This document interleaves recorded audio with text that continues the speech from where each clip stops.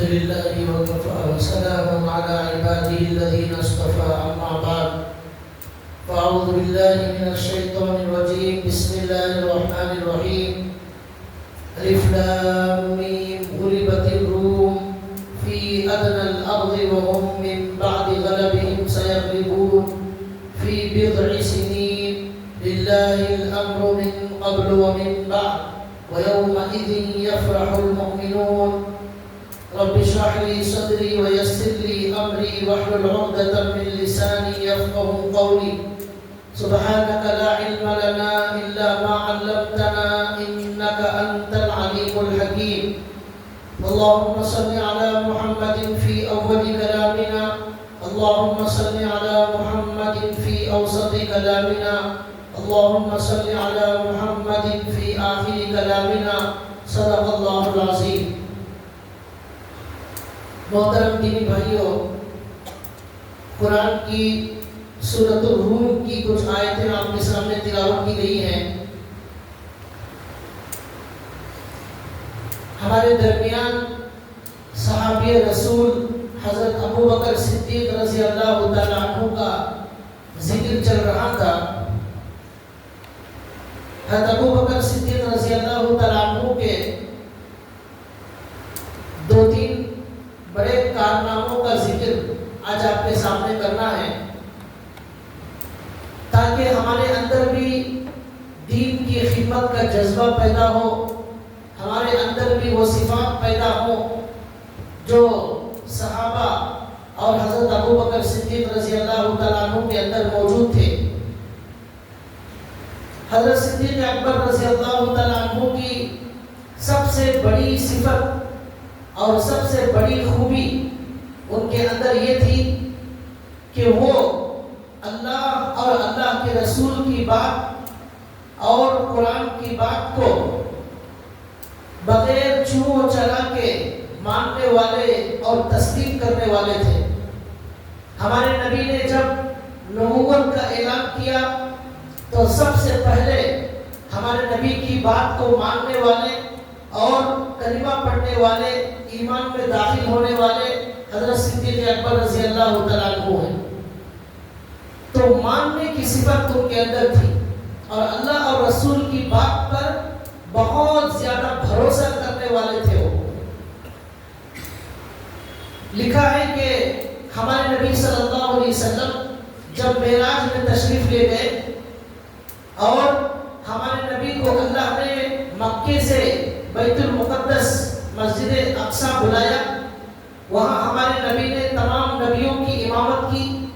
وہاں سے اللہ نے ہمارے نبی کو ساتوں آسمانوں پر بلایا، پھر اپنے قریب بلایا، بات چیت ہوئی، نمازوں کا تحفہ اللہ نے دیا. ہمارے نبی راتوں رات وہاں سے واپس مکہ المکرمہ آ گئے، جس کو ہم معراج کا واقعہ کہتے ہیں. اس معراج کے واقعے کو ہمارے نبی صلی اللہ علیہ وسلم نے مکے میں آ کر دوسرے دن صبح لوگوں کے سامنے بیان کیا کہ میں نے رات میں اتنا لمبا چوڑا سفر کیا، آسمانوں پر گیا، اللہ سے ملاقات ہوئی، بات چیت ہوئی، نمازوں کا تحفہ لے کر آیا، بہت سارے نبیوں سے ملاقات ہوئی، جنت کے نظارے دیکھے، جہنم کے عذابات دیکھے. یہ سب ہمارے نبی نے آ کر بتایا. سارے مکے کے کافر ہمارے نبی کو جھٹلانے لگے اور کہنے لگے کہ اور ایک جھوٹ کا اضافہ ہو گیا ہے، نعوذ باللہ. ابو جہل بھاگتا بھاگتا حضرت ابو بکر صدیق کے پاس گیا اور جا کر کہنے لگا دیکھو تمہارے دوست، تمہارے ساتھی کس طرح کی بہکی باتیں کر رہے ہیں، کتنی جھوٹی باتیں کر رہے ہیں. وہ کہتے ہیں کہ راتوں رات وہ آسمانوں پر گئے اور مسجد اقصی کے پاس گئے اور اللہ سے ملاقات کر کے آ گئے.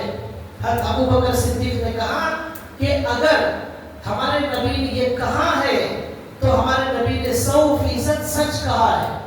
ہمارے نبی نے کہا، ابو بکر صدیق نے کہا کہ ہمارے نبی نے اگر کہا ہے تو 100% صحیح کہا ہے.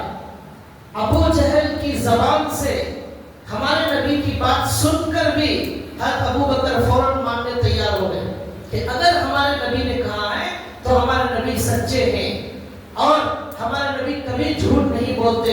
ہم نے ہمارے نبی کی ہر بات مان لی ہے, یہ بھی ہم مانتے.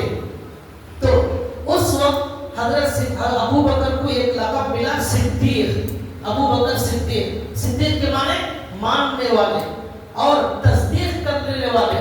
ان کو اللہ اور اللہ کے رسول کی بات پر 100% یقین تھا, اس لیے ان کا لقب صدیق, ماننے والے.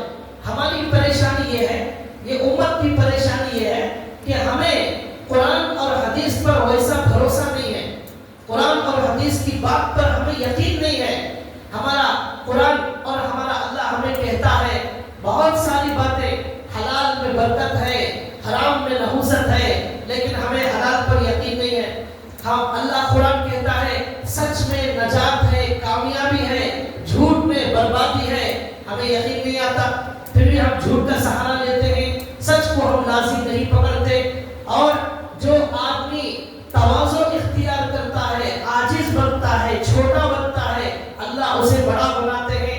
لیکن ہم عاجزی کے بجائے تکبر میں مبتلا ہو جاتے ہیں. ہر بات میں ہمیں اللہ اور اللہ کے رسول کی بات پر ہمیں یقین نہیں. فجر کی نماز پڑھنے پر اللہ کا وعدہ ہے, اللہ سارے کام دن کے بنا دیتے ہیں. اب ہمیں اس پر یقین اور بھروسہ نہیں. ظہر پڑھیں گے تو یہ ملے گا, عصر پڑھیں گے یہ ملے گا, 5 وقت کی نماز پڑھیں گے یہ فضائل ہیں, اس پر ہمیں یقین نہیں. لیکن وہی حکومت کوئی اسکیم کا اعلان کرتی ہے, ہمیں اس پر یقین آ جاتا ہے. اللہ کی بات پر ہمیں یقین نہیں آتا. اللہ نے حضرت ابو بکر صدیق کی زندگی کی یہی خاصیت تھی کہ وہ جو بات سنتے تھے اللہ اور رسول کی, اس پر یقین کر لیتے تھے.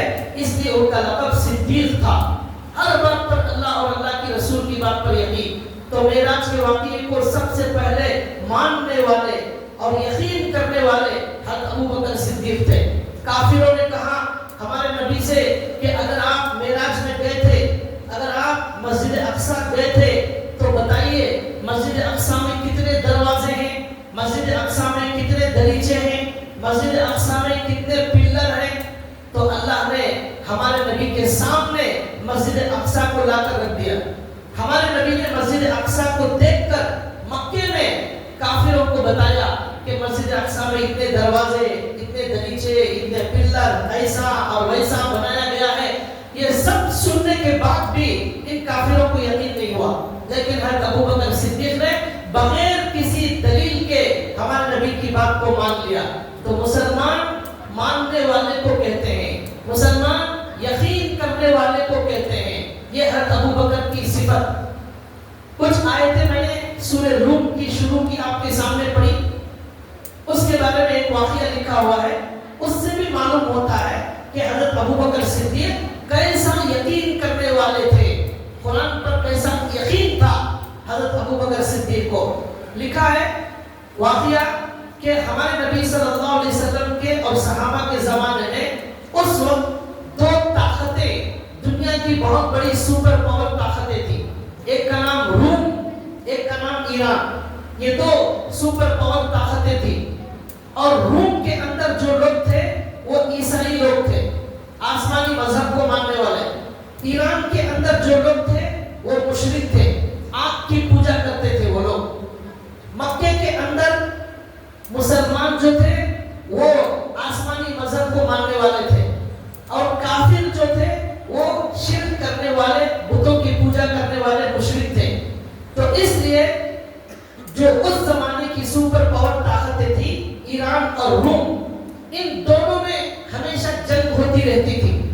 تو ایران والے جو مشرک تھے, آگ کے پجاری تھے, ان کو اگر کامیابی ملتی تو مکے کے کفار کو خوشی ہوتی کہ اس لیے کہ وہ بھی مشرک, ہم بھی مشرک, ان کو نجات مل گئی, ان کو کامیابی مل گئی, تو مکے کے کفار خوشی مناتے.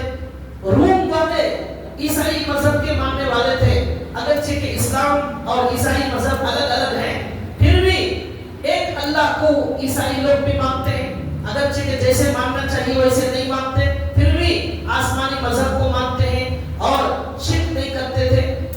اس لیے روم کو اگر کامیابی ملتی عیسائی لوگوں کو, مسلمانوں کو خوشی ہوتی. ایسا چلتا تھا. تو ایک زمانہ ایسا آیا کہ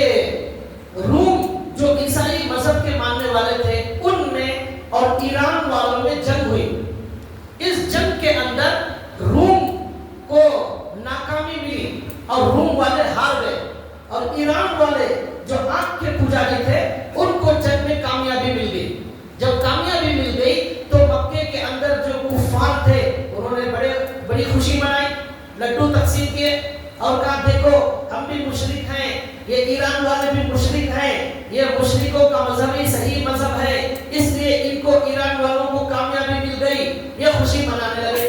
اب جو مسلمان تھے ان کو تھوڑا سا غم ہوا، اس لیے کہ روم والے بہرحال عیسائی مذہب والے بہرحال اللہ کو ماننے والے ہیں، آسمانی مذہب کو ماننے والے ہیں، ایسا ہوا۔ اس موقع پر اللہ نے قرآن کریم میں کچھ آیتیں نازل فرمائی۔ وہ کیا آیتیں ہیں؟ الف لام میم غلبت الروم فی ادنی الارض وهم من بعد غلبهم سيغلبون في بضع سنين لله الامر من قبل ومن بعد ويومئذ يفرح المؤمنون۔ یہ آیت نازل ہوئی، اس میں قرآن کریم نے ایک پیشن گوئی کی، ایک آئندہ آنے والی ایک خبر کے بارے میں قرآن کریم نے بتایا۔ کیا بتایا؟ قرآن کریم نے یہاں پر یہ کہا کہ اس وقت روم والوں کو ناکامی ہو گئی ہے، شکست ہو گئی ہے، ایران والوں کو کامیابی مل گئی ہے، لیکن بہت جلد وہ وقت آنے والا ہے جس میں ایران والوں کو ناکامی ملے گی، روم والوں کو کامیابی ملے گی، اور ایک جنگ ہونے والی ہے جس میں روم والے کامیاب، ایران والے مشرک ناکام ہو جائیں گے۔ یہ قرآن کریم نے چیلنج کیا اور پیشن گوئی کی۔ حالانکہ اس وقت روم بہت بڑی طاقت والے تھے، ان کو ہرانا، ایران والے بہت بڑی جو ہے طاقت والے تھے، ان کو ہرانا یہ تقریباً ناممکن تھا۔ روم والے جیت جائے ایسا بظاہر نظر نہیں آ رہا تھا، روم والے ہار گئے تھے، ان کے ہزاروں لوگ مر چکے تھے، لیکن پھر بھی قرآن کہہ رہا تھا کہ بہت جلد روم والوں کو کامیابی ملنے والی ہے، ایران والے بہت زبردست ہار کا سامنا کرنے والے ہیں۔ یہ قرآن نے کہا غلبت الروم فی ادنی الارض وهم من بعد غلبهم سيغلبون۔ اب تو روم والے مغلوب ہو گئے، ہار گئے، لیکن بہت جلد وہ غالب آ جائیں گے۔ کب آئیں گے؟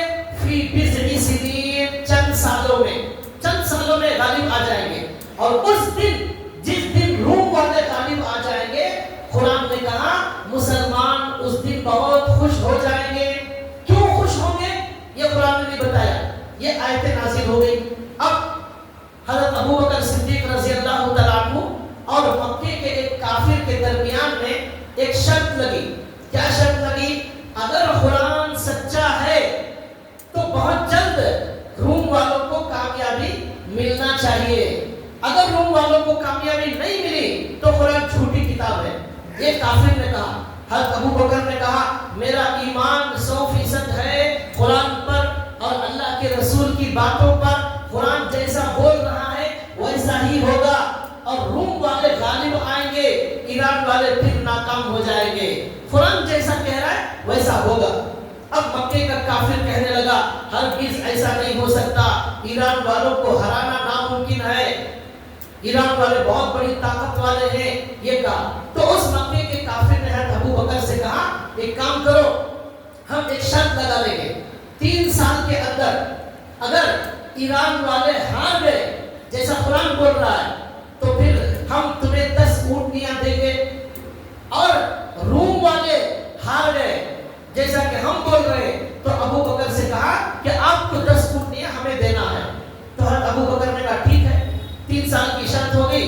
قرآن کے مطابق حضرت ابوبکر نے شرط لگا لی 10 اونٹنیوں کی شرط۔ حضرت ابوبکر نے آ کر ہمارے رسول کو بتایا کہ قرآن جیسا بول رہا ہے کہ روم والے غالب آ جائیں گے، اس کے مطابق میں نے شرط لگا لی ہے 3 سال کے اندر قرآن کے مطابق اگر روم والے جیت گئے تو پھر جو ہے میں جیت جاؤں گا، مجھے 10 اونٹنیاں ملیں گی، اگر میں ہار گیا مجھے 10 اونٹنیاں دینا پڑے گا۔ ہمارے نبی نے کہا قرآن سے زیادہ سچی کوئی کتاب نہیں، اللہ سے زیادہ سچا کوئی نہیں، اللہ علام الغیوب ہے، جنگوں کو ہرانا جتانا اللہ کا کام ہے، اللہ بول رہے ہیں تو روم والے ضرور جیتیں گے۔ جاؤ 10 اونٹنی کے بجائے 100 اونٹوں کی شرط لگا لو، 10 اونٹنی سے کیا ہوگا، 100 اونٹوں کی شرط لگا لو، اس لیے کہ اونٹ تو ہمیں ہی ملنا ہے، قرآن تو ہارنے والی کتاب نہیں ہے، قرآن کی بات بدلنے والی نہیں ہے، روم ضرور جیتیں گے، جب آنا ہی ہے تو 10 اونٹ کیوں آئے، 100 اونٹ آ جائے۔ پھر ہمارے نبی نے کہا اور ایک کام یہ کرو، یہ 3 سال کی جو شرط ہے اسے بڑھا کر 9 سال کر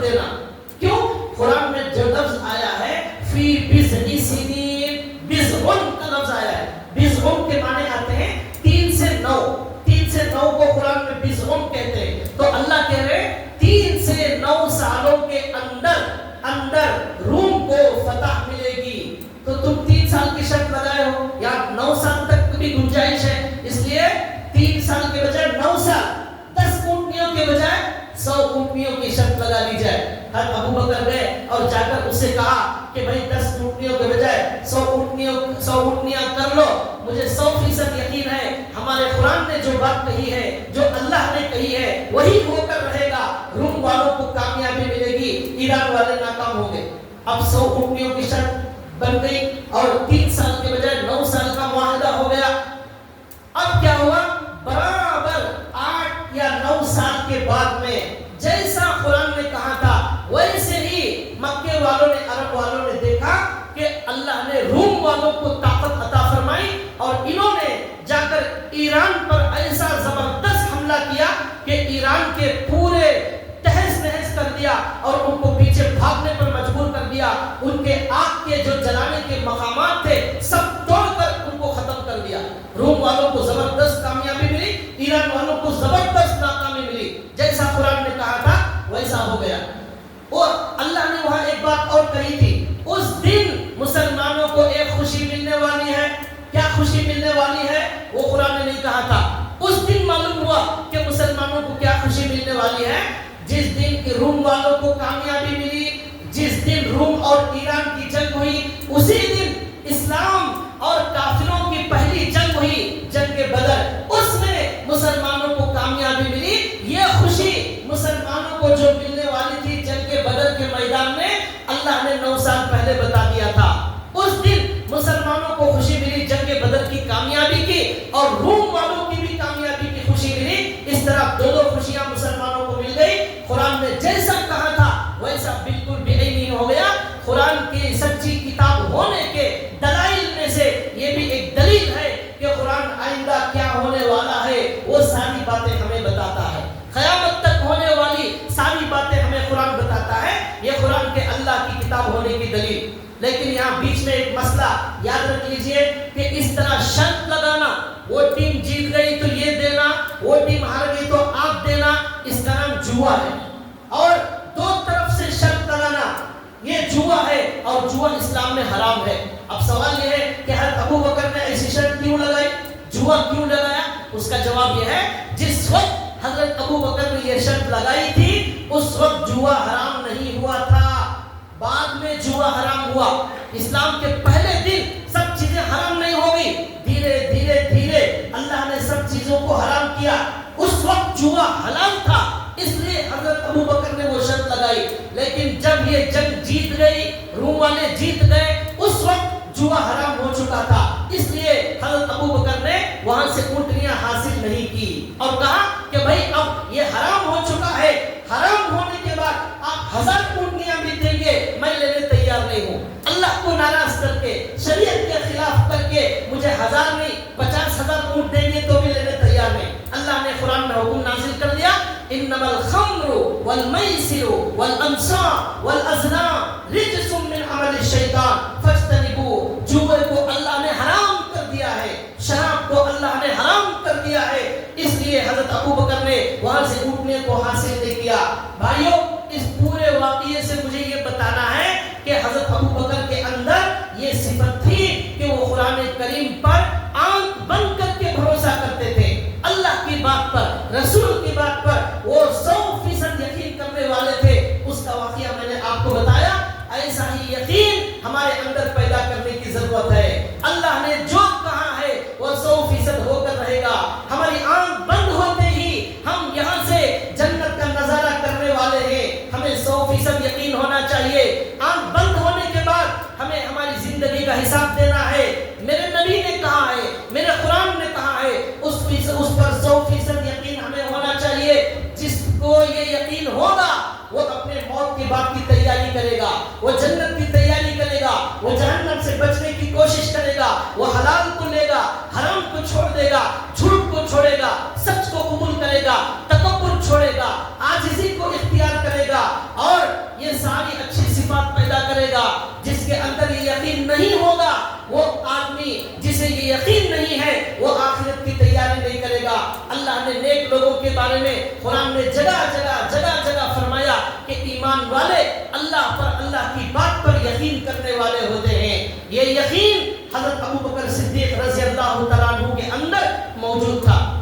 یہ حضرت ابو بکر رضی اللہ تعالیٰ عنہ کی ایک صفت میں نے بتائی، یقین کرنے والے تھے. اللہ ہم کو بھی ایسا یقین عطا فرمائے، ایسا ایمان عطا فرمائے. حضرت ابو بکر صدیق رضی اللہ تعالیٰ عنہ کا دوسرا کارنامہ جو ایسا بڑا کارنامہ ہے قیامت تک آنے والے لوگوں پر حضرت ابو بکر رضی اللہ تعالیٰ عنہ کا احسان ہے، وہ کارنامہ یہ ہے کہ ہمارے نبی صلی اللہ علیہ وسلم پر جب قرآن نازل ہوتا تھا، وہی نازل ہوتی تھی تو ہمارے نبی صحابہ کو بیان کرتے، صحابہ اسے سینے میں محفوظ کر لیتے تھے، یاد کر لیتے تھے. اس طرح چلتا تھا. کچھ صحابہ لکھ لیتے تھے، کاغذ اور پیپر زیادہ مقدار میں موجود نہیں تھا، اس لیے اونٹ کی ہڈیوں پر قرآن لکھتے تھے، کھجور کے پتوں پر، درخت کے پتوں پر قرآن لکھتے تھے، چمڑے پر قرآن لکھتے تھے صحابہ اکرام. اس طرح اپنے گھروں میں محفوظ رکھتے. بہت سارے صحابہ حافظ بھی تھے، لیکن ایک کتاب میں ایک جگہ قرآن کریم موجود نہیں تھا.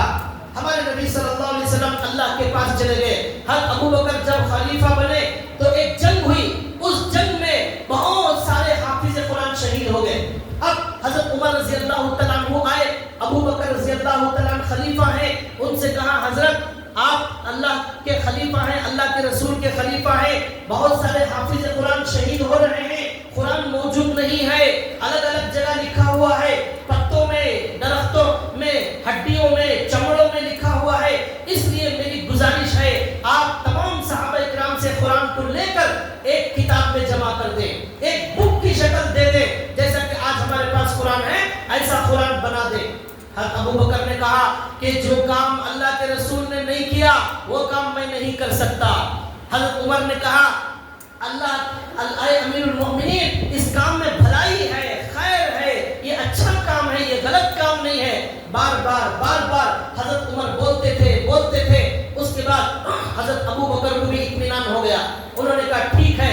ان دونوں نے فیصلہ کیا اور ہمارے نبی کے زمانے میں وحی کو لکھنے والے صحابی حضرت زید بن ثابت کو بلایا اور بلا کر کہا کہ بھائی آپ اللہ کے رسول کے زمانے میں وحی لکھنے کا کام کرتے تھے، آج آپ کو ایک بہت بڑی ذمہ داری دی جا رہی ہے، وہ یہ ہے کہ مسجد کے دروازے پر بیٹھ جاؤ.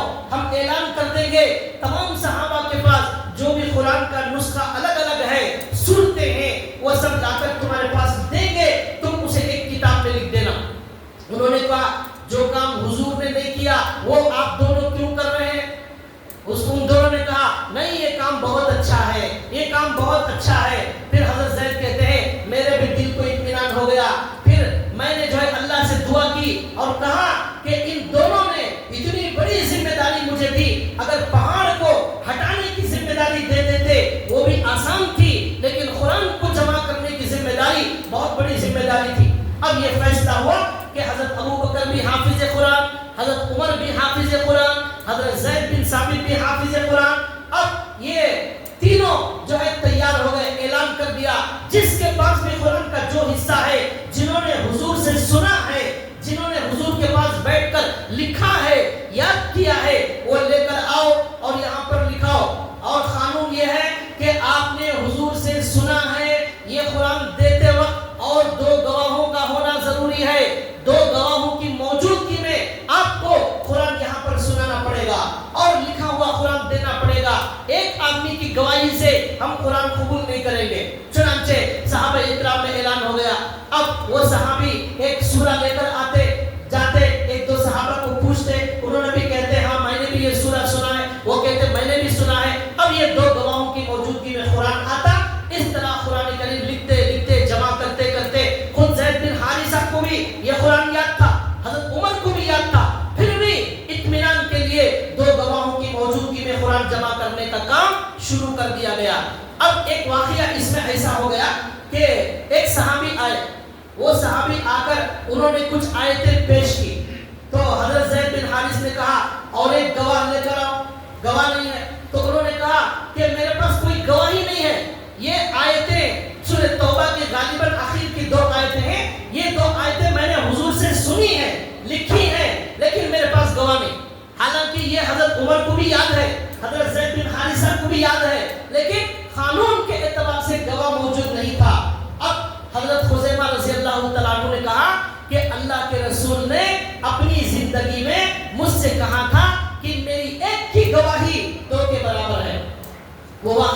یاد نہیں؟ انہوں نے کہا کیا واقعہ؟ انہوں نے کہا ایک مرتبہ ایسا ہوا ہمارے نبی صلی اللہ علیہ وسلم نے ایک دیہاتی آدمی سے گھوڑا خریدا تھا. اب وہ جو گھوڑا بیچنے والا تھا وہ حضور کے ساتھ لڑنے جھگڑنے لگا اور کہنے لگا میں نے آپ کو گھوڑا نہیں بیچا ہے. حضور نے کہا میں نے گھوڑا خریدا ہے. یہ ہونے لگی بات چیت. تو اب وہ گھوڑے والے نے کہا حضور سے کہ آپ کے پاس گواہ کون ہے؟ تو حضور نے کہا میرے پاس تو کوئی گواہ نہیں. یہ سن کر حضرت خزیمہ وہاں موجود تھے، وہ بھاگے بھاگے آئے اور آ کر اس گھوڑے والے سے کہا میں گواہ ہوں، حضور نے تیرے سے گھوڑا خریدا ہے. تو اس نے گھوڑا دے دیا. اب حضور نے پوچھا بھائی تم کیسے گواہ بن گئے؟ تم تو اس وقت موجود نہیں تھے جب میں نے اسے گھوڑا خریدا، تم نے کیسے گواہی دے دی؟ تو انہوں نے کہا یا رسول اللہ آپ کی زبان پر بھروسہ کر کے میں نے جنت کو مان لیا ہے، میں نے جہنم کو مان لیا ہے، میں نے اللہ کو مان لیا ہے، میں نے قبر کے عذاب کو مان لیا ہے، برزخ کو مان لیا ہے، ایک اللہ کو مان لیا ہے. تو یہ گھوڑے کی بات تو چھوٹی بات ہے، آپ یہاں جھوٹ کیوں بولیں گے؟ اس لیے میں موجود نہیں تھا لیکن پھر بھی میں نے گواہی دی آپ سچے ہیں.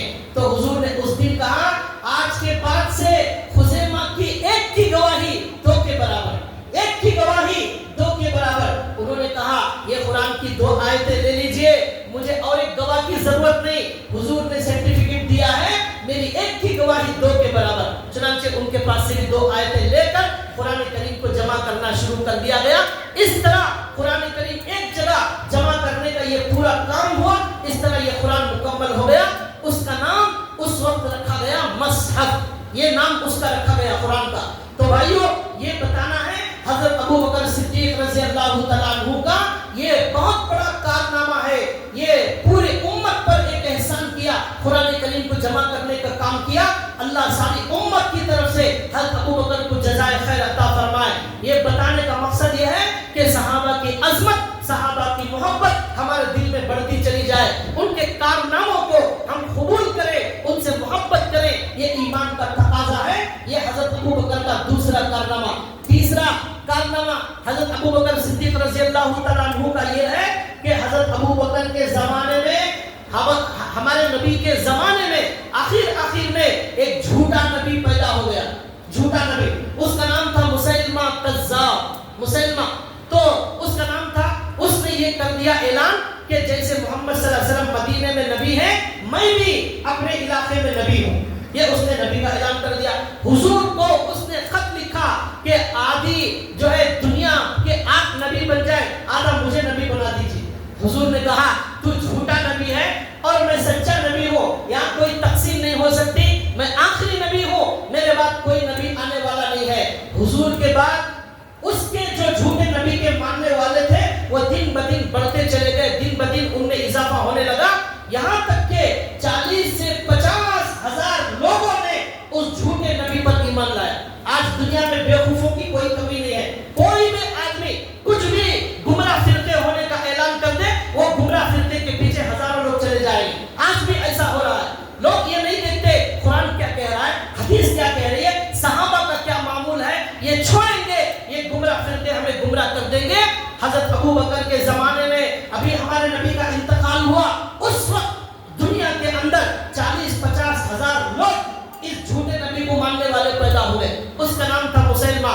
حضرت ابو بکر صدیق رضی اللہ تعالیٰ عنہ نے خلافت پر بیٹھتے ہی اس کے ساتھ جنگ کرنے اور اسے ختم کرنے کے لیے یہاں سے ایک فوج روانہ کی اور کہا کہ جب تک اس کے لوگوں کا مکمل خاتمہ نہ کیا جائے واپس مت آنا.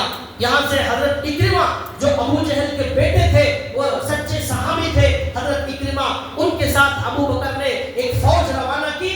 لیکن وہ جو جھوٹا نبی تھا مسلمان، اس نے ان صحابہ اکرام کی جماعت کو جو ہے ان کے ساتھ جو جنگ ہوئی، صحابہ اکرام کو پیچھے ہٹنے پر مجبور کر دیا.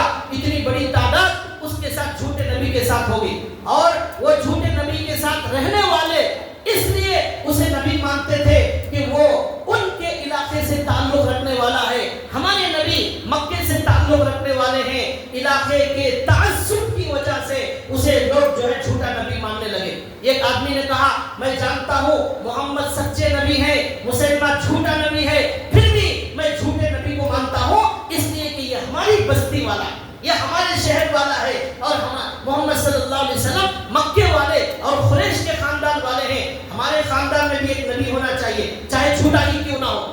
یہ ایسے بے وقوف لوگ تھے دنیا کے اندر، ایسے لوگوں کو ختم کرنے کے لیے بھیجا۔ اور ایک عجیب و غریب بات اس میں بتاتا ہوں، جب یہ جھوٹا نبی پیدا ہوا، ایک جھوٹی نبیہ بھی پیدا ہو گئی، جھوٹی نبیہ۔ اور ایک عورت بھی دیکھا موقع اچھا ہے، آفر چل رہا ہے، ہر آدمی جھوٹا نبی بن رہا ہے، میں عورت کیوں پیچھے رہوں؟ عورت کو شوق ہے آج ہر جگہ مرد سے آگے بڑھنا، مرد کے برابر رہنا، مرد جو کام کریں گے ہم بھی وہ کرنا، مرد ڈاکٹر ہم بھی ڈاکٹر، مرد وکیل ہم بھی وکیل، مرد ڈرائیور ہم بھی ڈرائیور، ہر جگہ مردوں کا مقابلہ۔ اس کے دل میں آیا جب یہ مرد جو ہے نبی کا دعویٰ کر رہا ہے، میں بھی ایک ریکارڈ قائم کروں، میں بھی سوشل میڈیا پر مشہور ہو جاؤں، میں بھی نبی ہوتی ہوں۔ اس نے نبی ہونے کا اعلان کر دیا اور کہا میرے اوپر بھی وہی آتی ہے۔ اب اسے معلوم ہوا کہ یہ جھوٹا نبی ہے، ایک عورت نے جھوٹے نبی ہونے کا، عورت نے جھوٹی نبیہ ہونے کا دعویٰ کر دیا۔ وہ اس عورت کے پاس آیا اور آ کر کہنے لگا ایک کام کرتے ہیں، ہم دونوں مل کر آپس میں شادی کر لیں گے اور تمہاری جو پارٹی ہے ہماری پارٹی، دونوں مل کر مسلمانوں کا مقابلہ کریں۔ اور یہ عورت کہنے لگی اچھی بات ہے، چلو ہماری پارٹی بن گئی، دونوں نے شادی کر لی۔ اب اس عورت نے کہا تمہارے اوپر جو وحی آتی ہے وہ وحی میں کیا آتا ہے، وہ وحی میں کیا آتا ہے؟ تو اس نے کچھ عربی میں پڑھ کر سنایا۔ وہ عربی میں کیا ہے، وہ عربی میں کیا لکھا ہوا ہے اس کا ترجمہ بتا رہا ہوں۔ اس نے کہا اللہ نے میرے اوپر وحی بھیجی، کیا بھیجی؟ بکری کالی ہوتی ہے، بکری اجلی ہوتی ہے اور بکری کا دودھ اجلا ہوتا ہے، یہ وحی نازل ہوئی اس کے اوپر۔ اس نے کہا اور کیا وحی نازل ہوئی؟ تو اس نے کہا عورت کی قسم، عورت روٹیاں پکاتی ہے، عورت سالن پکاتی ہے، عورت کھانا پکاتی ہے، یہ وحی نازل ہوئی۔ تو اس نے کہا او یہ تو صحیح اللہ کا کلام ہے، اس لیے میں آپ کی گواہی دیتی ہوں، آپ اللہ کے رسول ہیں، میں آپ سے نکاح کرنے تیار ہوں۔ دونوں نے نکاح کر لیا۔ اب یہ دونوں مل کر جو ہے یہ مسلمانوں کے ساتھ مقابلہ کرنے تیار ہو گئے۔ اب شادی کے بعد یہ جھوٹی عورت اپنے علاقے میں گئی اور جانے کے بعد اس نے کہا میں نے اس نبی سے شادی کر لی، میں بھی نبی وہ بھی نبی، ہماری شادی ہو گئی۔ لوگوں نے کہا مہر میں کیا دیا؟ اس نبی نے مہر میں کیا دیا؟ اب یہ عورت پھر بھاگی آئی اور کہا آپ نے شادی کر لی لیکن مہر نہیں دیا۔ تو اس نے کہا ایک کام کرو، آپ کی قوم میں جا کر اعلان کرو کہ فجر اور عشاء کی 2 نمازیں میں آپ کو معاف کر دیتا ہوں، آپ پر اور آپ کی قوم پر فجر اور عشاء کی نماز معاف، یہی مہر ہے۔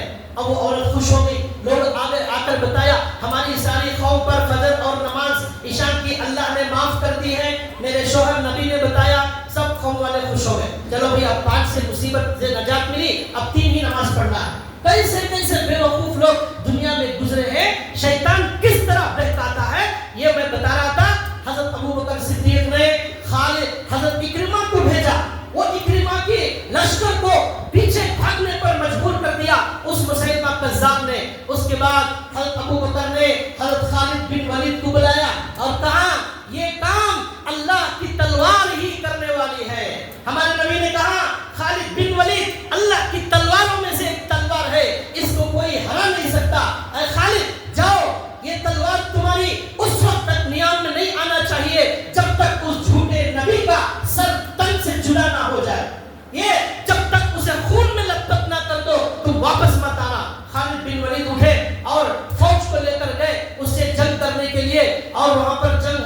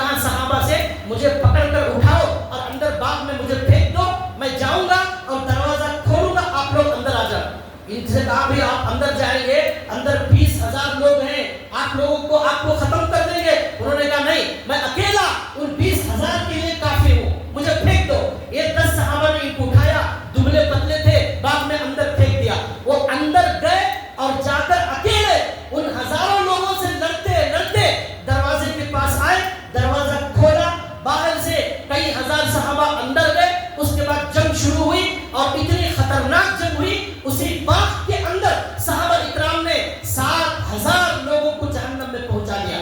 7,000 لوگ کو ختم کر دیا صحابہ نے, اور 7,000 لوگ زخمی ہو گئے, 7,000 لوگ مر گئے. اور حضرت وحشی جنہوں نے حضرت حمزہ کو شہید کیا تھا, اس وقت وہ مسلمان ہو گئے تھے. انہوں نے جا کر مسلمہ کذاب جو جھوٹا نبی تھا اس کو تیر مار کر ختم کر دیا اور کہا میں نے اسلام کے ایک بہت بڑے مسلمان حضرت حمزہ کو قتل کیا تھا, شہید کیا تھا, اس کے بدلے میں ایک بہت برے انسان جھوٹے نبی کو میں نے قتل کر کے اس کا کفارہ برابر کر دیا. یہ وہ جنگ ہوئی, وہ جو برا بن عازب دبلے پتلے صحابی جن کو اندر پھینکا گیا تھا, جب جنگ ختم ہوئی ان کے بدن پر سر سے ناخن تک 80 جگہ تلواروں کے وار لگے ہوئے تھے, پورا بدن کٹ چکا تھا. ایسے صحابہ بہادر تھے, ان کی ایمانی طاقت, ان کی روحانی طاقت ایسی مضبوط تھی. یہ روحانی طاقت کیسے پیدا ہوتی ہے؟ یہ نماز سے پیدا ہوتی ہے, یہ اللہ کے ذکر سے پیدا ہوتی ہے, یہ قرآن پر یقین سے پیدا ہوتی ہے, یہ بادام کھانے سے پیدا نہیں ہوتی, یہ اللہ پر جو ہے یقین سے پیدا ہوتی ہے, موت کا ڈر دل سے نکالنے سے پیدا ہوتی ہے, جنت پر یقین کرنے سے پیدا ہوتی ہے, دنیا کی محبت نکالنے سے پیدا ہوتی ہے. یہ ایمانی طاقت صحابہ کرام کے اندر موجود تھی, اس لیے ہم صحابہ سے محبت کرتے ہیں. تو بتانا ہے بھائیوں, یہ جھوٹے نبی کا جس سے جو دنیا کو گمراہ کر رہا تھا اس کو ختم کرنے کا کام حضرت ابوبکر صدیق نے انجام دیا.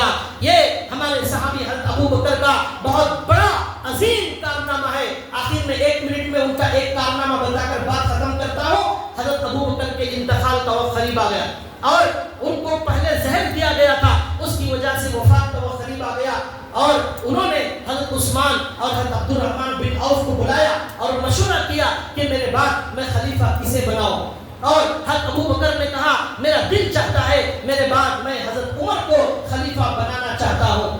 تو حضرت عثمان نے, عبد الرحمن بن عوف نے کہا حضرت عمر بڑے سخت ہیں.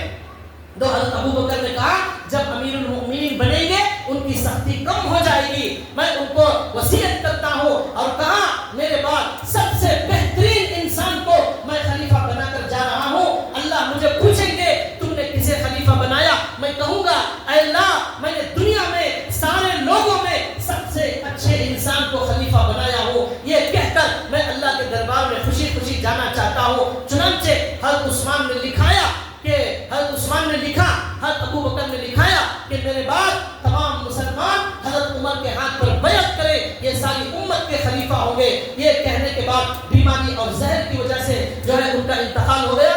لوگوں نے, بعض صحابہ نے کہا کہ حضرت ابوبکر نے حضرت عمر کو جو خلیفہ بنایا یہ بہت بڑی فراست کا, عقل مندی کا کام کیا, امت پر بہت بڑا احسان کیا. عمر جیسی ہستی کو اس امت کا امیر بنا کر اس امت پر احسان کیا. اللہ ہماری طرف سے, ساری امت کی طرف سے حضرت ابوبکر صدیق رضی اللہ تعالیٰ عنہ کو جزائے خیر عطا فرمائے, ہمیں سنی ہوئی بات پر عمل کی توفیق عطا فرمائے. وآخر دعوانا ان الحمد للہ رب العالمین.